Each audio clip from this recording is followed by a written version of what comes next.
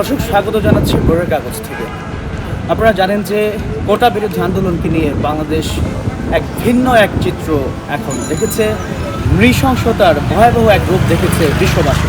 এই মুহূর্তে আমি আছি রাজধানী মহাখালীতে দুর্যোগ ব্যবস্থাপনা অফিসের সামনে। আপনারা জানেন যে এই অফিসটিও কিন্তু অগ্নি সংযোগের হাত থেকে রেহাই পায়নি। আপনাদেরকে দেখানোর চেষ্টা করব এখানকার পুড়ে যাওয়া দৃশ্যগুলো, এখানে যে ধরনের হামলা এবং অগ্নিসংযোগ হয়েছে, কী পরিমাণ ক্ষয়ক্ষতি হয়েছে সেটি আপনাদেরকে দেখানোর চেষ্টা করছি।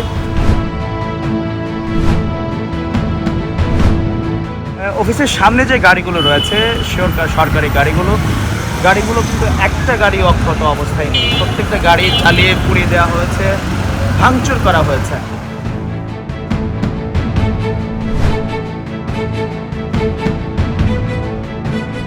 দর্শক, আপনারা দেখতেই পাচ্ছেন যে এটি হচ্ছে দুর্যোগ ব্যবস্থাপনা অফিস, যে অফিসটি কোটা বিরোধী আন্দোলনকারীদের যে কমপ্লিট শাটডাউন ছিল, সেই শাটডাউনের প্রথম দিনেই কিন্তু এইখানে এসে হামলা চালায় দুর্বৃত্তরা।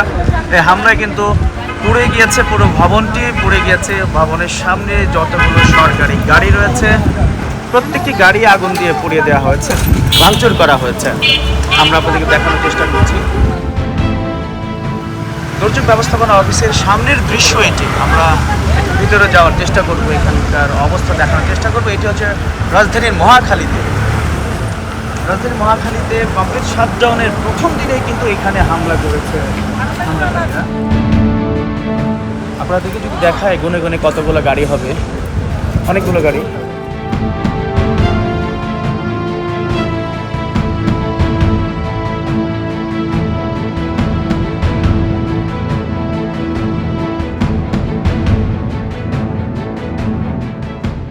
এখানকার বাইরের গাড়িগুলো আমরা দেখিয়েছি, এখন ভেতরকার যে গাড়িগুলো রয়েছে ওই গাড়িগুলোকে কিন্তু পুড়িয়ে দেওয়া হয়েছে। আমরা দেখানোর চেষ্টা করছি আপনাদেরকে।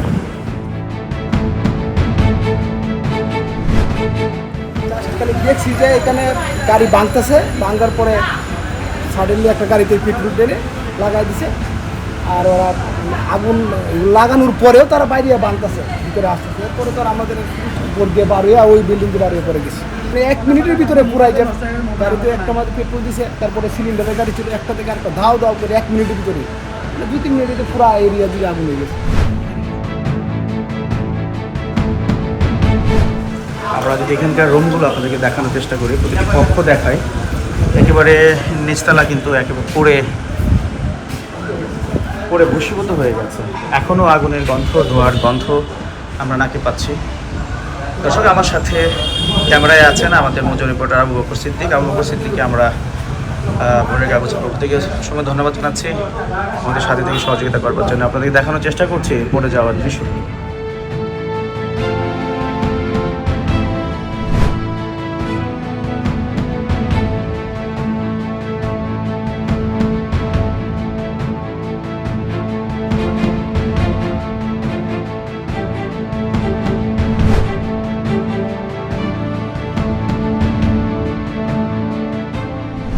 কয়টা ফ্লোর আগুন লেগেছে, ক্ষতি হ্যাঁ, হয়েছে? এটা বলতে পারবো আমরা। এই যে বেসমেন্ট ফ্লোর নিচের ওইটা আর এই গ্রাউন্ড ফ্লোরটা সম্পূর্ণ পুড়ে গেছে। আমাদের গাড়ি যাই কিছু ছিল, এখানে ERCC-র কন্ট্রোল রুম ছিল, তারপরে সাব স্টেশন ছিল, ড্রাইভার কেবিন, এগুলো সব মানে বসীভূত হয়ে গেছে। আনসার ক্যাম্প ছিল, এটা পুড়ে হয়ে গেছে। আচ্ছা, এগুলো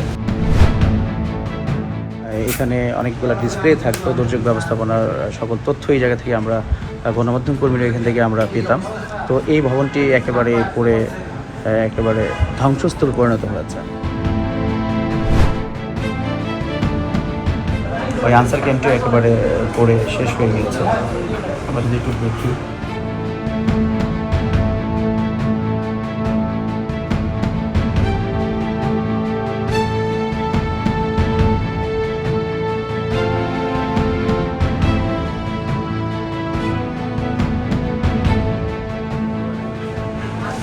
গ্লাস ভেঙে সব চোরমার হয়ে গিয়েছে। হয়তো কোনো কিছু আর অবশিষ্ট নেই, ধ্বংসস্তূপ ছাড়া কোনো কিছু আর অবশিষ্ট নেই।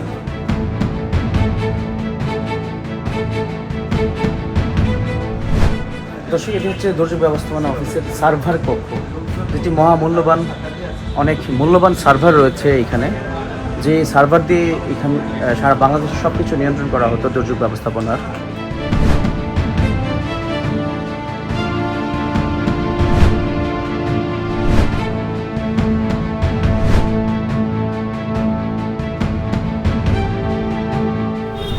দর্শক, আপনারা দেখেছেন যে এই হামলা যে কতটা ভয়াবহ ছিল, এই ধ্বংসযজ্ঞ দেখে কিন্তু সেটি সহজে বোঝা যাচ্ছে যে পরিবেশ সৃষ্টি হয়েছে এখানে, এটি স্বাভাবিক হতে কত সময় লাগবে সেটি আপনারা আশা করি সহজে বুঝতে পারছেন। এ ছিল রাজধানীর দুর্যোগ ব্যবস্থাপনা অফিস থেকে সবশেষ অবস্থা। এইসব না ভোরের কাগজ।